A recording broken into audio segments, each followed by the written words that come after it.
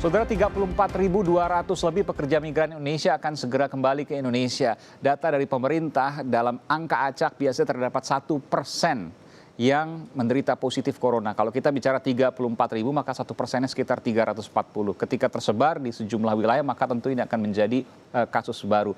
Tapi yang kita pertimbangkan juga adalah mereka harus pulang karena mereka tidak punya pekerjaan lagi kemudian di luar negeri. Bung Fajar, apa yang kemudian Anda bisa sampaikan di sini? Ya, satu di ratas kemarin, mungkin 2 hari yang lalu kalau nggak salah, Presiden memberikan arahan bahwa mobilisasi rapid test itu dan PCR harus mulai dipersiapkan di pintu-pintu masuk. Ada 8 pintu masuk yang kami identifikasi nanti rata-rata akan menerima semakin banyak teman-teman PMI. Itu kalau dari udara itu Ngurah Rai sama Suta, kemudian untuk laut Teluk Benoa dan juga Tanjung Priok. Lalu sebenarnya ada Batam, Tanjung Balai dan juga di daerah Kalimantan Aruk dan Entikong. Artinya di daerah-daerah tersebut memang kemudian perlu dimobilisasi alat-alatnya. Sepakat bahwa untuk saat ini kebutuhan itu ada. Yang kedua, Mas, kami memahami bahwa yang dilihat adalah 14 hari itu berlaku untuk semua orang gitu. Tapi kalau kita melihat jadi semua harus isolasi ya? Semua harus karantina?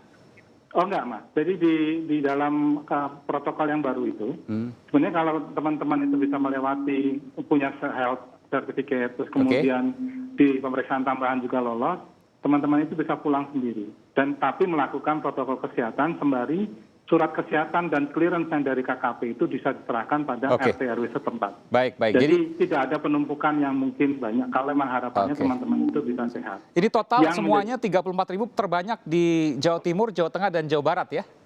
Jatim itu 8.900, Jateng 7.400, Jabar 5.800. Nah, mungkin tambahan tadi disampaikan oleh Mbak Ani, NTB 4.200, Sumut 28, Lampung sekitar 1.800, plus Bali 500. Baik, terakhir Bu Anis Hidayah, apa yang bisa menjadi solusi terdatangan 34.000 lebih pekerja migran Indonesia agar tidak menjadi wabah baru, tapi kemudian juga bisa tetap membantu mereka dalam permasalahan ekonomi yang mereka hadapi? Ya, tentu dalam jangka pendek, tadi beberapa titik yang sudah disebutkan Mas Fajar, harus diantisipasi shelter menurut saya karena jangan sampai ada yang terlantar.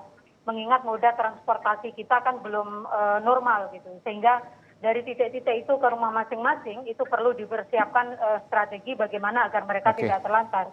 Yang kedua tentu jangka panjang adalah soal bagaimana kemudian kalau mereka tidak bisa bermigrasi ke luar negeri lagi atau masih ada tantangan, hambatan karena situasi COVID, maka harus dipersiapkan alternatif pekerjaan oleh pemerintah. Ini yang menurut saya menjadi hal yang tidak mudah. Jadi pekerjaan ini terlimpahkan ke pemerintah daerah dari gubernur hingga bupati, wali kota untuk mengamati secara detail warganya, terutama yang pulang dari konteks dalam pekerja migran Indonesia ini. Betul, bahkan hingga desa. Baik, terima kasih Mbak Anis Hidayah dari Migrant Care dan juga Bung Fajar Dwi Wisnuwardani dari kantor staf Presiden Kedeputian 3. Terima kasih, selamat malam.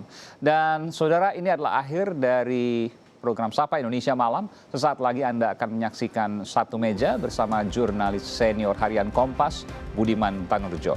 Saya Aiman Wicaksono, ucapkan terima kasih. Sampai jumpa.